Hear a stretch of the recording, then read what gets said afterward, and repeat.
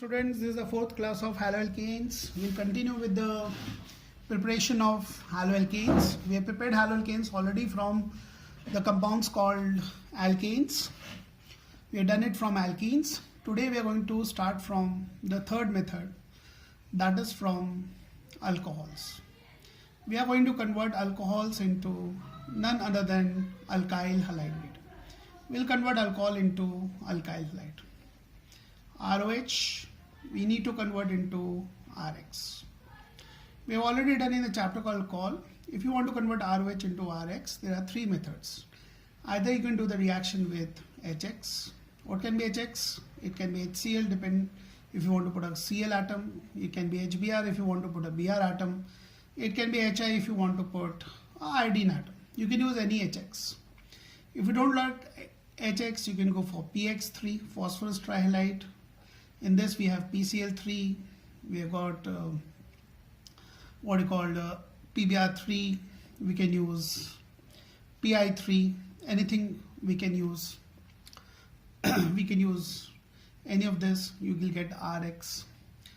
If you don't like this, you can go for PCl5, that is phosphorus pentachloride. If you don't like PCl5, you can go for the last method. You can use a compound called SOCl2. SOCl2 is called as nothing but thionyl chloride. It's called thionyl chloride. SOCl2 is called thionyl chloride. So if you want to convert ROH into RX, there are four methods. One is by using HX, and then we can use PX3, we can use PCl5, we can use SOCl2. In all of them, what is going to happen is OH will be replaced by X. OH will be replaced by nothing but X. Let's see one by one all these methods. One by one we are going to see. First of all, let us use HX to convert ROH into RX. Let's do the first method. We are doing the first method of converting alcohol into RX by using HX. HX, I told you, you can use HCl, you can use HBr, you can use HI, anything you can use. So the reaction is very simple. Suppose you want to make chloride, you want to make a chloride. So what you do, you take ROH, sorry, you can put concentrated HCl. We have to use a catalyst, anhydrous zinc chloride. So if you use a catalyst anhydrous ZnCl2, what is going to happen is OH will be replaced by Cl. Plus, of course, the byproduct will be nothing but water.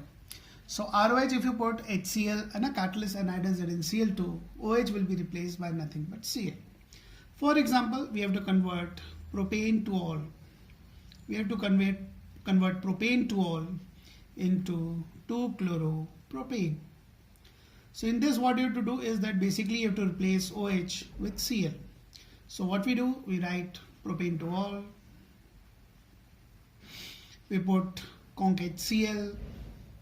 You know the catalyst. What catalyst we have to use? Anhydrous zinc chloride. And what is going to happen is OH will be replaced by nothing but Cl. OH will be nothing but replaced by the Cl. OH will be nothing but replaced by the Cl. So this is how we can do it. Okay. Now I need to explain to you what is the role of this catalyst, anhydrous ZnCl2. How does it act as a catalyst? How does it help in the reaction? Now listen very carefully. Basically, anhydrous ZnCl2 is a Lewis acid. Anhydrous ZnCl2 is a Lewis acid. Lewis acid means electron hungry. Lewis acid means electron hungry, electron deficient. So what happens is you have an alcohol. Alcohol has got a lone pair on oxygen. When you mix HCl and anhydrous ZnCl2, what ZnCl2 will do? It's a catalyst. It is electron hungry. It loves electron. So what anhydrous ZnCl2 will do is that it is going to pull this lone pair of electron of oxygen towards itself. Why it is pulling this lone pair of electron towards itself? Because it is electron hungry. So that is going to pull the lone pair of oxygen of alcohol towards itself. It will help in breaking carbon-oxygen bond. So this bond will break very easily. And this bond will break easily, and the OH will be nothing but replaced by Cl. So what is the role of anhydrous ZnCl2? Anhydrous ZnCl2 is a Lewis acid. It pulls away the lone pair of electron on oxygen. It pulls away the lone pair of electron on oxygen of ROH and it helps in breaking the carbon-oxygen bond. It helps in breaking the carbon-oxygen bond. The carbon-oxygen bond will break very easily and the reaction will take place. So basically ROH, when you put conc HCl, OH will be replaced by nothing but Cl, and hydrogen and Cl2 act as a catalyst because of its nature, that is, it is Lewis acid. It forms or it pulls the lone pair of electron of oxygen in alcohol and helps in breaking carbon-oxygen bond, and the reaction gets catalyzed. So it's very simple, is the first method. If you want to convert ROH into RCl, you can put HCl. The catalyst is anhydrous ZnCl2. By the same method, if you want to replace OH with Br, you want to make a bromide. Instead of HCl, what thing you are going to use? HBr. So let us do the reaction with HBr. The reaction is the same thing. Now we are going to make the bromides. We are going to prepare the bromides. Very simple. We take ROH, we put HBr. Rate of the reaction is fast. No need to use a catalyst. OH will be replaced by Br. Plus, of course, the byproduct will be H2. But in this reaction, we have got another problem. Problem is that when you go to the lab, in the lab, you can see a container having HCl. You can see the container or the reagent bottle having nitric acid, sulfuric acid. You will never find any container which contains HBr. You can't store HBr in a container in the lab, because this compound is not stable. If you put it in the container, it is going to break up into H2 and Br2. It's not a stable compound. You can't store it. So what happens is HBr has to be prepared. HBr has to be freshly prepared. It has to be freshly prepared. It has to be freshly prepared within the reaction mixture. It has to be freshly prepared within the reaction mixture. When you need HBr, it is freshly prepared within the reaction mixture. Let's see how do we prepare HBr within the reaction mixture. And why HBr has to be prepared freshly? Because it is not stable. You can't store it and use it later on. Now, we have to use a term called in situ preparation. In situ preparation of the reagent. Like HBr is prepared in situ within the reaction mixture. In situ preparation of the reagent means reagent is prepared, the one which we use for the reaction. Reagent is prepared within the reaction mixture. It is prepared within the reaction mixture, and it is used for those reagents which are not stable. It's just like in Hindi we call it aag lagne pe kuaa khodna. So whenever we require reagent, we prepare there and then only. So how do we do this? Actually, this reaction, we take a container. The container will already contain ROH, which you want to convert into RBr. In this container, you're going to add KBr and concentrated sulfuric acid. You're going to add KBr and concentrated sulfuric acid. They will go within the reaction mixture. They will react with each other and form HBr. And this HBr which is formed will react with the ROH, and you will get the formation of RBr. So HBr within the reaction mixture is prepared by mixing KBr and conc sulfuric acid. They will react and will generate HBr. So HBr is freshly prepared within the reaction by mixing. You are going to mix potassium bromide or sodium bromide with conc sulfuric acid. HBr has to be prepared within the reaction mixture. Preparing reagent within the reaction mixture is called in situ preparation. So suppose you have to do this conversion. You have to convert propane to all. You want to convert into 2-bromopropane. You want to convert propane to all into 2-bromopropane. What you do? You add KBr. You are going to add concentrated sulfuric acid. And what is going to happen? They will react to form HBr, and OH will be replaced by nothing but Br. So in the conversion, if you want to convert ROH into RBr, don't write HBr. Instead of that, write KBr and H2SO4. What KBr and H2SO4 will do? Will make HBr, and they will react with alcohol to convert into Br. So this is called in situ preparation of bromide. HBr has to be prepared within the reaction mixture because it is not stable. In situ preparation of the reagents are used for those reagents which actually are not stable. You can't store them. When you store them, they decompose immediately. HBr decomposes into H2 and Br2. Now let us by the same method make an iodide. Simply, instead of HBr, I'll be using HI, not a problem at all. But the problem will be that HI is even more unstable.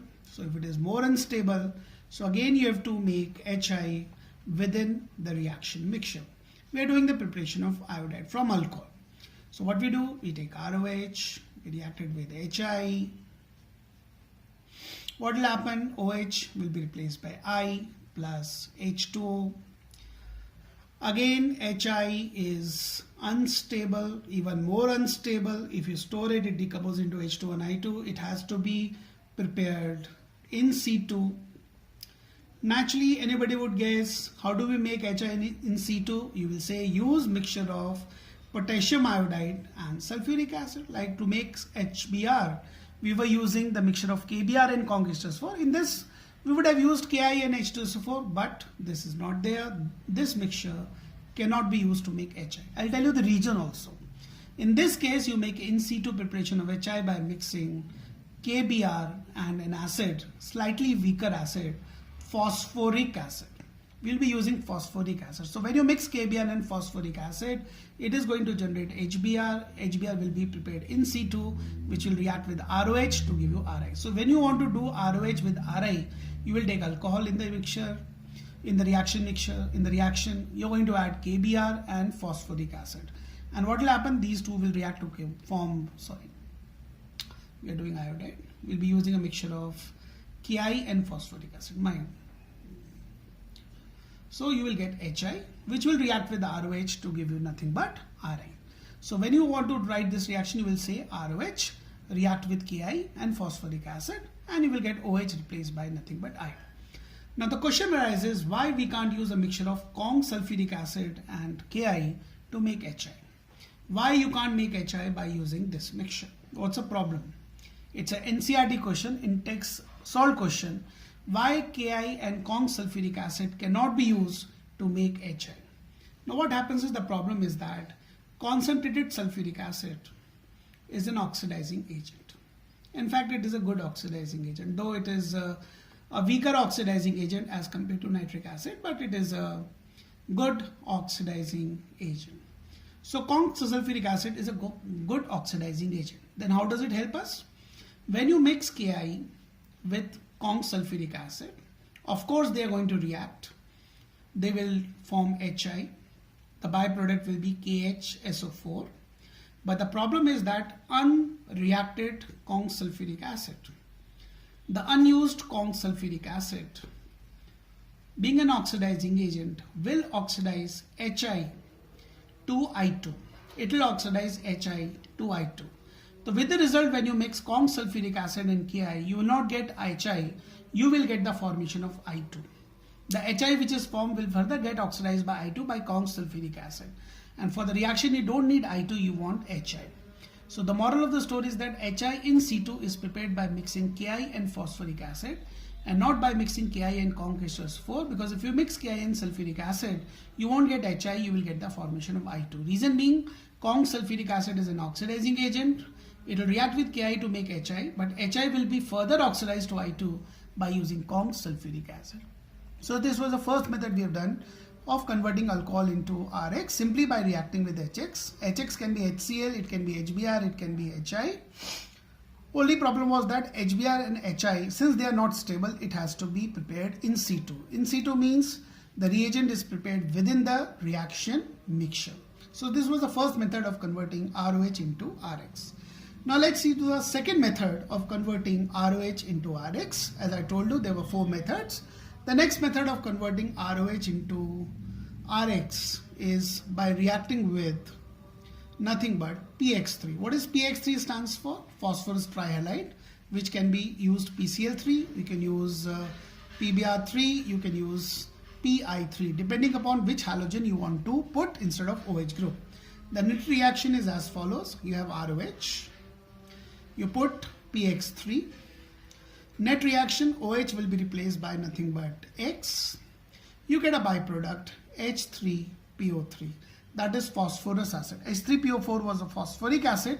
H3PO3 is nothing but phosphorus. If you want to balance it, this is how you can balance it. Though in organic chemistry, we don't need to balance. Without balancing also it is acceptable.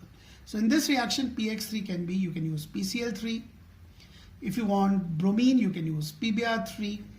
If you want iodine, you can use Pi3. All of them will replace OH with X. Now the only problem is that PCl3 is stable, no problem. These two compounds are again unstable. So we have to prepare them when required in situ preparation. PBr3 can be prepared by mixing red phosphorus and bromine. When you mix red phosphorus and bromine, you will get PBr3. Pi3 is again unstable. It is prepared within the mixture by mixing red phosphorus and iodine. So these two again, like HBr and HI, they have to be in situ prepared. Like for example, if you want to convert ROH into, let's say, RBr using this method. So in the container, you're going to put alcohol. You're going to put from one side red phosphorus. From other side, you're going to put bromine.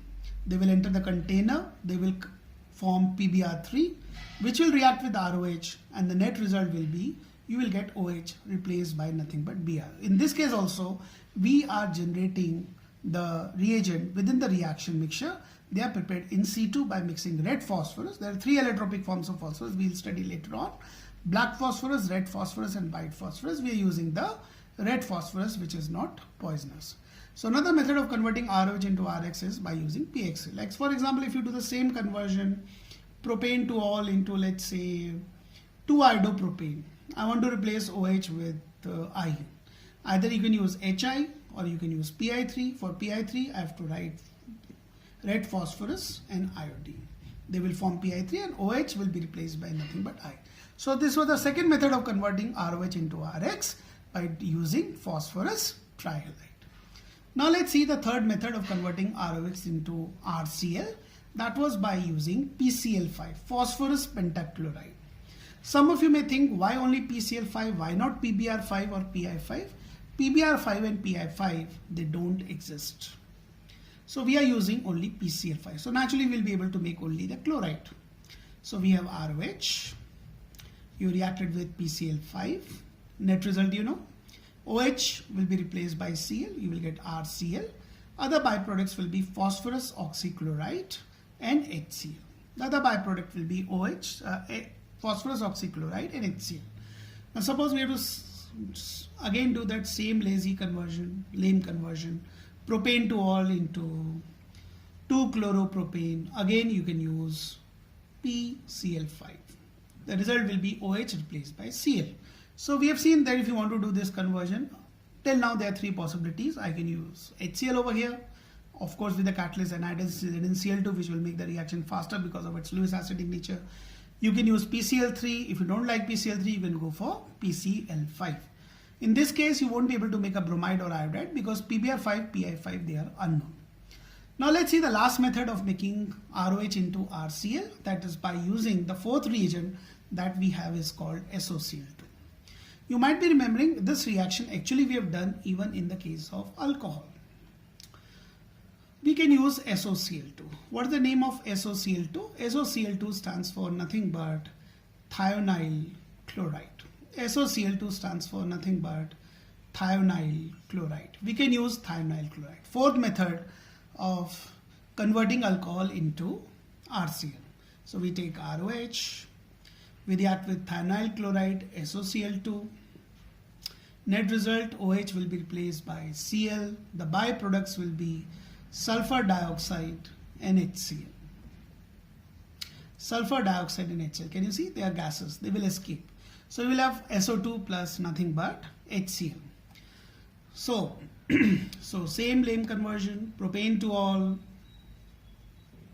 I want to convert into 2-chloropropane. So we can put SOCl2, OH will be replaced by nothing but Cl2. So till now we have done four methods of converting OH with Cl. We can use HCl, we can use PCl3, we can use PCl5, or we can do SOCl2. Now if I am given a choice, I will use this method of replacing OH with Cl. Any guesses why this method is preferred to replace OH with Cl? You you would have guessed right. In this reaction, the byproducts are gases. SO2 and HCl, which are byproducts which are formed, they are gases. They will escape automatically. You don't have to spend time or money to remove the byproduct. And also, if the byproducts are gases, they will get removed. The reaction will go in which direction? Forward direction. The yield of the reaction will be very, very high. So the question comes, it's one of the NCERT unsolved question, that to convert an alcohol into an chloride, why do we use SOCl2 as a preferred method? Reason being, you write the reaction and you say the byproducts are gases, they will escape, and hence the yield of the reaction will be very, very high. I repeat, the byproduct SO2 and HCl are the gases, they will escape, and the yield of the reaction will be very, very high. So this was the fourth method of converting ROH into RCl. Now, after using HX, this method of converting alcohol into alkyl halide, we are going to discuss two more named reactions. One is called Finkelstein, another one is called Swarts reaction. So let us do Finkelstein reaction. Let us do Finkelstein reaction. Let's do Finkelstein reaction. Finkelstein reaction. Let us do Finkelstein reaction. Let's do Finkelstein reaction. It is basically a halogen exchange reaction. It's an halogen exchange reaction. In this reaction, what we do, we take a halide. Obviously, halide cannot be iodide. We have to make an iodide. It is used to make only the iodides. You can use a chloride or a bromide. In a chloride or a bromide, what you do, you put sodium iodide. Solvent we use is acetone. Of course, we need to heat it. The bond breaks and the halogen is replaced by I. Plus NaX, the byproduct, it is going to precipitate out. The acetone will cause precipitation of NaX. So what is the role of acetone in this reaction? The role of acetone in this reaction is acetone causes precipitation of NaX. It causes precipitation of NaX, that is the byproduct. It causes the precipitation or removal of NaX from the reaction mixture, and the forward reaction is forward. Forward reaction is favored. The yield of the reaction is going to be very, very high. So what's the role of the acetone in this particular reaction? It helps in the precipitation of the byproduct and thereby propelling the reaction in the forward direction. So in this method, it's an halogen exchange method in which we can replace a chlorine or bromine by the iodide, and it is used only to make the iodide. Let us see the application of this particular reaction with the help of two conversions. And one conversion I will give you for the classwork. Suppose I have got 2 chloropropane and I want to convert into, let's say, 2 iodopropane. Chloro into iodo. Very simple. You put sodium iodide. What is the solvent? Remember, acetone. Heat it. The Cl will be replaced by nothing but I. Next application. Suppose they ask you to convert propene into 1 iodopropane. Now there will be a problem. Whenever you want to put halogen at the first position, it has to be an anti-Markovnikov. And for iodine or for HI, we can't use anti-Markovnikov rule. So we have propene and alkene, and I want to put I at the first position. I want to get an anti-Markovnikov product, which we cannot do with HI.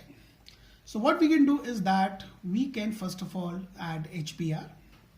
Of course, I will be looking for organic peroxide so that I get anti-Markovnikov product. The Br will attach at the first position.